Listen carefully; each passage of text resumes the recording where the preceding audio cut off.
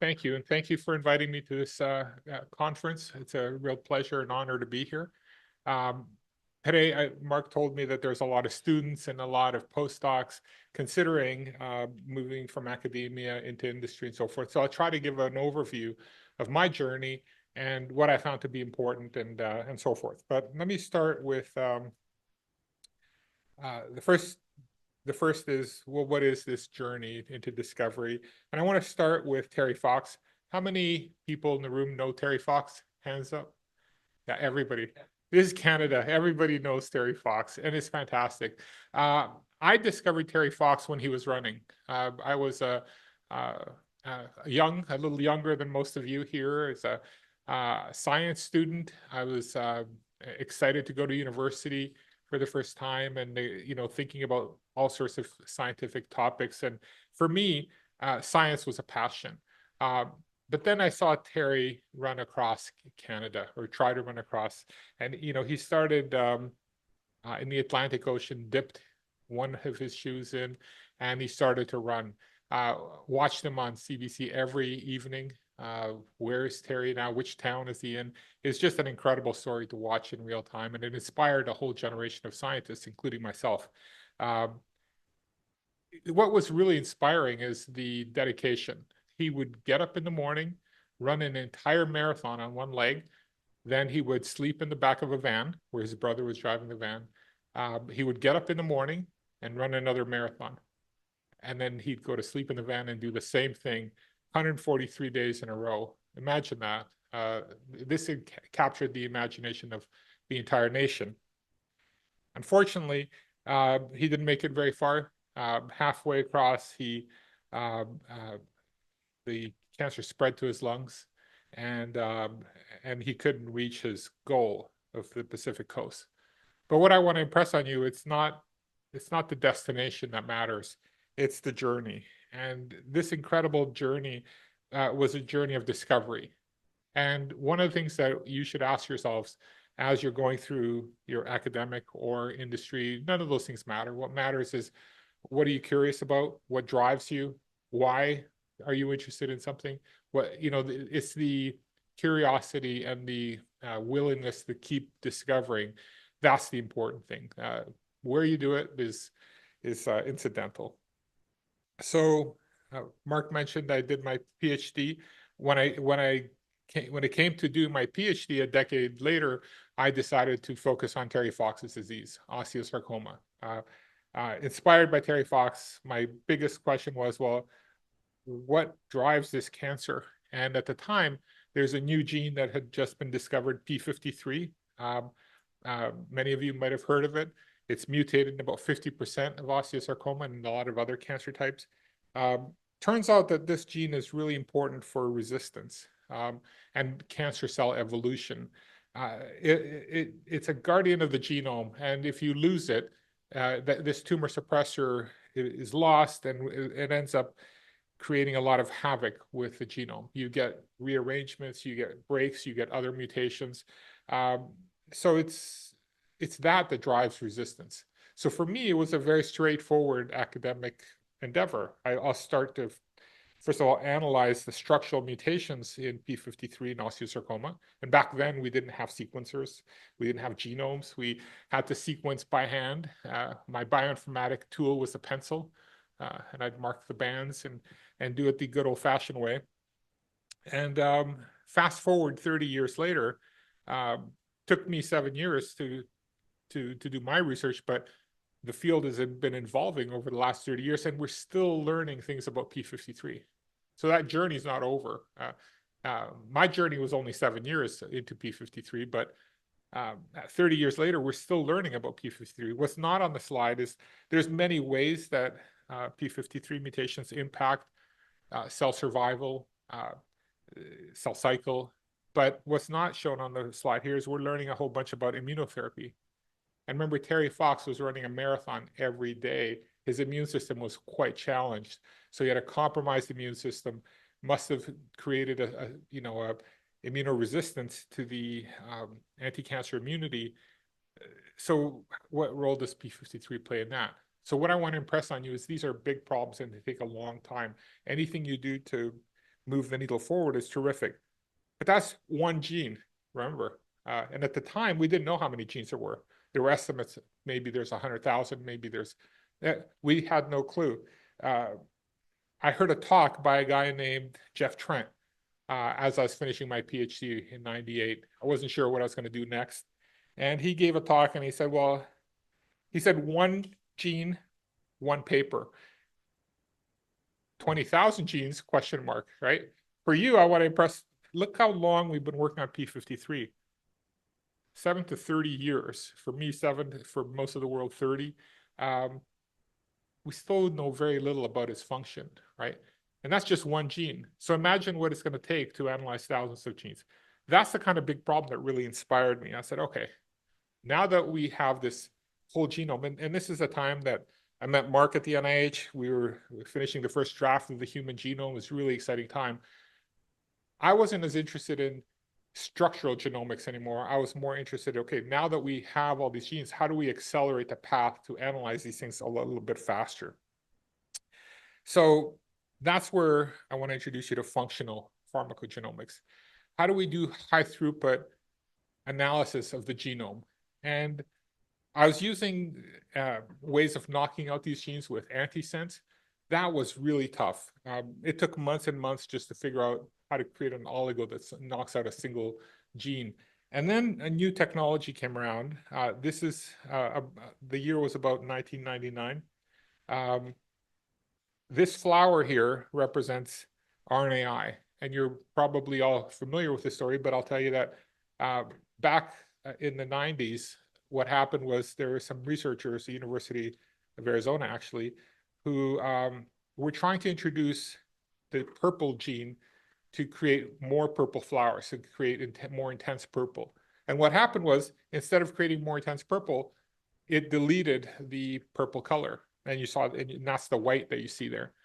That was really strange. What's causing that? Well, after about a decade of research, research figured out that it's the double-stranded RNA that they were introducing, which is creating this effect called RNAi. And for those that don't know, double-stranded siRNA have the ability to very specifically silence genes. This is an innate mechanism that cells have, and it's used to protect against viruses. So if a cell detects double-stranded RNA, in a virus, for example, it'll create a specific template that goes and cuts and cleaves that viral transcript.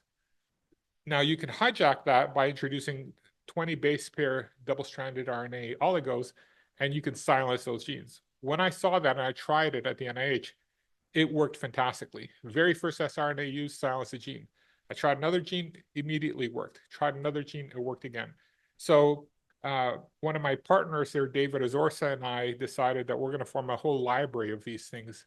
We're going to try to target 14,000 druggable targets, siRNA, and try to do almost a whole genome at the same time using screening approaches. So knock down in parallel thousands of genes and see what happens. Okay, so that's the technology I started working on at the NIH. And the very first efforts of this is we took a lot of cancer genes, we looked at the cancer genome, we created these libraries, and we started to knock them out. And you can knock out 2 cell lines and compare the 2 and say which ones are being affected. For example, here we have a cell line, 2 cell lines. One has a deletion in SMAD, and the other one doesn't. So they're isogenic cell lines, they're identical in every way. So if you knock out a gene, it should do the same thing in both cell lines.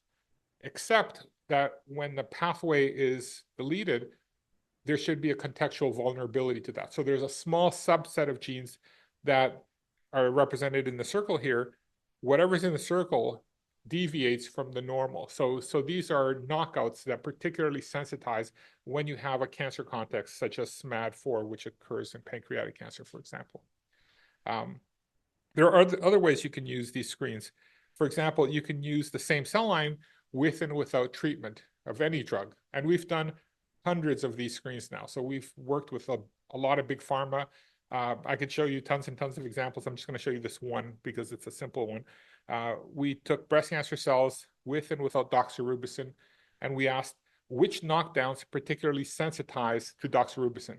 The thinking is very simple. If you find a drug target that sensitizes, then you can use a therapeutic to knock out that drug and sensitize and reverse resistance potentially and get better effects. So everything in the circle there represents a newly discovered target.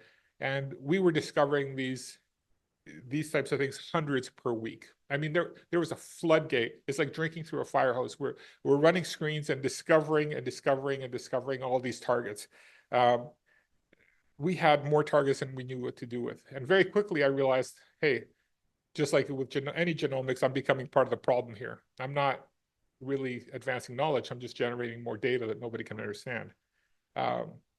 So my brain is just too little to process all of that big data. When you think about all the genomic interactions that occur in a cell and all the data, we had structural information, we had gene expression data, we had methylation data, and then we had knockout data. And the knockout data we had with and without drug, it was just an incredible amount of information. So again, being part of the problem was not comfortable. It was not fun realizing that we really can't use this information if we're looking at one gene at a time. So that led me down a path to try to develop better systems. We had systems biology, we had pathway analyses, but we didn't have any way of looking at large networks. And the databases we had were not structured to do this type of research. So we had to create a different way of storing and representing knowledge. I worked with some very talented computer scientists, and one of the very first things that we came up with is this notion of, let's not just store information altogether, let's abstract it into different layers of knowledge. So for example, we have at the very bottom, you see gene mutations. These gene mutations map up to some protein function. And we could measure mutations, we can also measure knockout function. But then there's a biological concept like drug resistance above that. And then above that, there's a phenotype, patient response, et cetera. So we wanted to capture all of that information and map it. And this is basically how we understand information. So when you look at data, your brain naturally abstracts from low-level image data or concept data all the way to pathways and then cellular processes, phenotypes, and then concepts. So using that architecture of the brain, we were able to create computer systems that did that kind of cellular processing. And we can generate hypotheses using computer imagination rather than just human imagination, which is, as I mentioned, very limited. So we published this work, it was around 2009, and this was at TGen, at the Translational Genomics Research Institute. And at the time, this was a technology that didn't quite fit in academia, and we really wanted to commercialize this. We had a lot of pharmaceutical companies that were interested in high-throughput RNAi screening, but they're even more interested in how do we make sense of all this big data. So we formed a company called Systems Imagination. We spun out the hypergraph technology and addressed this big data problem. So what is a hypergraph? So this is the math that drove this. And for me, being a molecular biologist, I had to learn the language so I can communicate with the computer scientists that were developing the technology. And hypergraphs are basically like a binary graph, except instead of two vertices connected by an edge, the edge is now, think of it like a circle that encompasses relationships. So for example, if A, B, and C are individual patients, X is an edge that encompasses them as a relationship. The relationship may be they're female, or maybe Y is the other relationship that they may have in common is that some of them may be siblings. And Z may be cancer history. So maybe some of these patients have cancer history. So these are what's called multilateral, multidimensional, and multiscalar relationships that we can now represent with the same language. And that was really important. Why is this important for molecular biology? Because we can now take these edges and we can nest them one inside the other. So one edge could be contained within another relationship. That's important because now you can abstract. And this is a recursion. You can have multiple nested. Are you all familiar with the Russian dolls? You have a doll within a doll within a doll. So you could do that with this math. You can have a relationship within a relationship within a relationship. What's that look like for medicine? So if you have an edge and you have an individual represented by the dot here. This is their clinical data, and their clinical data may be embedded in a relationship that also contains a lot of histological phenotypic data, for example, at the tissue level and at the cellular level. And then within that, there may be proteins that are at a deeper level. And that deeper level, there's networks of proteins that interact with each other, just like there's cells that interact with each other. And then you have molecules within those molecular networks. They may be perturbations, single base pair changes, and then within that you can have all sorts of mutations that occur together, and then you can cross these. For example, a small molecule may have some effect at a tissue level, but it may also have an effect on a particular protein. That's just a very simplified version of what you can do with this type of knowledge representation network. Nested hypergraphs. So we built this. We started offering it as a service to big pharma. This is an industry company now, a biotech that was offering services. We raised no capital to start this company. It's purely run with revenue from services to big pharma. And it was doing great. We generated a lot of revenue, but then we realized that revenue from industry contracts was very limited because what they're doing, we could do too. They were using the insights to develop drugs and find insights that could be used to develop new therapeutics. Well, we could do that too. So we formed a new company called Systems Oncology that then acquired Systems Imagination, and that did raise capital. So we raised a total of 71 million over about a decade and created a completely different business model. So let me walk you through the business model just so you see how you could translate research into business. In this case, Systems Imagination was the company that was offering data mining. So you take the data mining and then you take the output of that data mining and the new insights into cancer biology, and you use it to select new drug targets, new proteins, new vulnerable. So when you have a knockout and you get a sensitizer, that's an example of an insight that could be commercialized. Then you have a choice of where to find that. So we acquire small molecules against those. So once we have the protein target, we don't need to make the molecule ourselves. We could look to see, is there an academic center out there that's already working and already has a molecule? So maybe there's maybe the University of Illinois already has a molecule, and we have a big patent database, and we could search those and very quickly identify where there's a small molecule or other type of drug that we can in-license, acquire. Once we've acquired that, then we invest to do the in vitro and in vivo validation of that. Just because somebody published a paper that shows something doesn't mean that it's the mechanism. We have to invest to get proof of concept data. Once we have proof of concept data, then we go to big pharma and we do a collaboration or a partnership where they pick up the clinical development. So that's the business model for Systems Oncology. And it starts with that expansive AI strategy where we do data mining, which at this point, by the year, I guess it was 2016, this was fully automated now. So there's very few humans in the loop in terms of analyzing the data. And then we were able to very quickly move to in-licensing. I'm showing University of Illinois here and a number of other institutions worldwide, UT Southwestern, etc. And these in-license deals are the drugs that then we would invest to move forward. We in-licensed more than 30 different programs for leading universities all around the world. Out of those 30, I want to just highlight a few very interesting stories. One is NQ01. So we discovered NQ01 is an enzyme that is highly upregulated in almost all the cancers we are looking at: breast cancer, pancreatic cancer. We didn't know quite what it does, but we identified structurally and functionally in terms of knockout, it's there. How do we exploit it? There's another one, another set of genes that converge on the unfolded protein response pathway. We discovered some very interesting interactions between IL-2 and IL-12 for immunotherapy. We also discovered some very important roles in overcoming IO resistance, including interesting targets like NR4A1.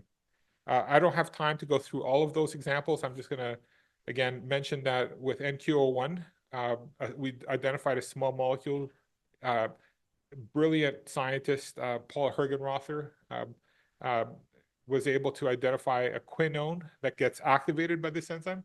So we're not knocking out this target, we're exploiting this upregulation of a resistance enzyme to bioactivate another drug. So that's an exploitation of an existing resistance mechanism. UPR was an even more interesting story. Same thing, you see upregulation of UPR, and UPR leads to drug resistance. So we know it leads to tamoxifen resistance in breast cancer. The higher the UPR levels, the unfolded protein response, is an adaptive mechanism. But there's a drug called SERA, also called URSO, that pushes it over the threshold. So you can see that if you're going from left to right, you get normal cells and then they have higher levels of UPR. Well, if you have a drug that can super activate that UPR, you can push them past the lethal threshold and kill those cells. And this turned out to be an incredibly potent anti-cancer therapy, especially in ER-positive breast cancer. This is the team that developed it, Paul Hergenrother and his team here at the University of Illinois. Systems Oncology did the deal in 2018 to in-license this program. We developed it to 2020. We thought this is going to be a cure to breast cancer. And I'm using past tense here because there's lessons learned. You see how big these tumors are? They completely melt away when you treat with this tumor. It is incredibly, incredibly active. Not only do you get complete tumor regression, that tumor regression persists for months and months. Make a long story short, this drug didn't make it into the clinic because of toxicity. But we didn't give up. We went back to this team and we changed the chemistry together. We collaborated. Paul Hergenrother, genius, he's the tall guy in the middle there. He was just a genius when it comes to medicinal chemistry, and he changed the chemistry enough to retain the activity, but overcome the resistance. So we had already done a deal with Bayer. That program did not move forward, but then we created this new compound, which we're now moving into the clinic with another partner. And this drug has 100% of the activity and none of the toxicity. So the lesson learned here is don't give up. Just because you have a difficult drug, if you persist, sometimes you can overcome these challenges. And then in terms of cancer immunotherapy, sometimes you come up with drugs like NR4A1, which are hard to drug with small molecules. NR4A1 is a transcription factor. What this graph is showing you here is that when you knock out NR4A1, you get complete regression of the tumor. This is in allogenic models where the immune system gets activated by knocking out NR4A1. But at the time, we couldn't find a small molecule, or at least a suitable small molecule. We did a deal with one university that claimed that they could develop a small molecule here, but it didn't have all the drug-like properties. So we got stuck. We couldn't move forward with a small molecule against this drug, even though biologically it looked incredible in terms of being able to overcome resistance. This is where, at this point of the story, sometimes it's better to be lucky than smart. Right? So here we got really lucky because instead of continuing down the small molecule path, we decided to take a different path and develop a completely new approach to this. And this takes us full circle back to the RNAi. So we're launching a new company called Oligon. It's a Montreal-based company. So we're looking for collaborators, looking for students, looking for all sorts of things. We're very excited to bring this to Montreal as a company. We have investors here who are very excited about this. Let me tell you what the platform is. It's fully RNA molecules. This is what they look like as an oligo. In the middle, you'll see 2 siRNA. So remember, siRNA are just 21 base pair strands. They were discovered 24 years ago. Remember that the flower I showed you, the fleur? That flower, if you introduce double-strand RNA, you get silencing to a specific sequence. Well, we've done that now for 20 years. We know how to do that really, really well. What we didn't know is how to deliver them to the right cell types. So we put these aptamers on the ends that bind to cell surface receptors and internalize. For those of you that haven't heard of the word aptamer before, think of it as an oligo that folds on itself, and then it creates a tertiary structure, and that tertiary structure could then interact with a protein. It's like a chemical antibody. that chemical antibody binds to the cell surface receptor and brings that siRNA in. So now we've got the siRNA delivery. Until we were able to do this, a lot of other people have been trying to deliver siRNA with lipid nanoparticles, other approaches. There's only one approach that's really worked well, and that's a company called Alnylam. They have a chemical binder, but everything else, nothing else has really been approved. There's been one lipid nanoparticle approved. This is a completely new approach. And what makes it really unique is you could bind two cell surface receptors at the same time. Why is that important? Because when you cross-link two cell surface receptors, you get really efficient internalization of that complex gets internalized to what's called receptor-mediated endocytosis. Now, when you only bind one aptamer to a receptor, you get decent internalization. But when you cross-link them, you have a 10-fold improvement in the internalization of that complex. So we first start with screening for RNA that could bind to a cell surface receptor. We also use AI. There's a program called AlphaFold 3. And for those of you are not familiar with this, the Nobel Prize went to the team at Google's DeepMind for this discovery of AlphaFold 3. It's a program that predicts protein structure folding. We use those types of programs to then design an oligo that could bind to the cell surface receptor. The dual binding gets it into the cell. It releases the siRNA. We could silence not just one, but two pathways at the same time. So what are we going to use this platform for? Well, we're going to overcome IO resistance. Remember Terry Fox and that resistance to these therapies? The immune system has a limited capacity. If you have a T cell and it keeps trying to fight an infection, or a tumor microenvironment where the tumor persists as a chronic inflammation, eventually those T cells become dysfunctional. The correct term is they become exhausted. The exhausted phenotype is driven by STAT3, NR4A1, a lot of the targets that we've talked about. Sorry about that. So because we know those targets are overexpressed and cause the T cell exhaustion, we can knock them out and try to reverse that T cell exhaustion. One of the first ones we started with was STAT3. Some really elegant work at City of Hope showed that if you use a CTLA-4 aptamer, so remember CTLA-4 is expressed on the surface of exhausted T cells. If you then take that aptamer and conjugate it to a STAT3 siRNA, you could deliver that STAT3 payload into exhausted T cells. And when you do that, you can see on the graph on the right, you get really good anti-cancer immunity, even in resistant B16 models, which don't normally respond to CTLA-4 or PD-1 antibodies. This is really exciting because we're hitting CTLA-4 and STAT3 and showing activity that we've never seen before. So what's next? So now what we're doing is in this program, we're taking that half seeker, the CTLA-4 and the STAT3, and we're making a duplicate of it. So there's two binders and two siRNA. And it works phenomenally well. So let me just draw your attention to the bar graph in the middle. The monomer has one CTLA-4 and one STAT3. The dimer is when it has two. Look how much more efficient we are knocking down STAT3. This is using qPCR, looking at the gene expression of the target gene, STAT3. We can knock it down about 10-fold better. And then the dimer 2 has chemical modifications to really stabilize that molecule.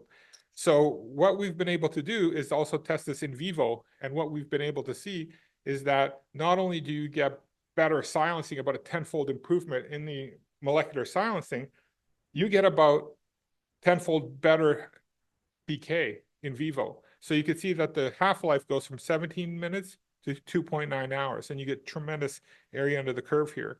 So we're using that to now target not just STAT3, but also NR4A2. So let me leave you with this.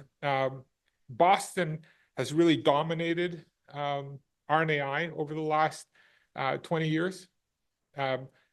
Alnylam captured the IP. They were able to create $50 billion worth of value with RNAi, and they blocked the rest of us for 20 years from using RNAi. Well, we're bringing Lafleur back to Montreal, and we're gonna create something really competitive, and we can go beyond the liver, which is what Alnylam is focused on. And I'll leave you with this quote: "We shall not cease from exploration, and the end of all of our exploration, we will arrive where we've started, and know the place for the first time." Thank you.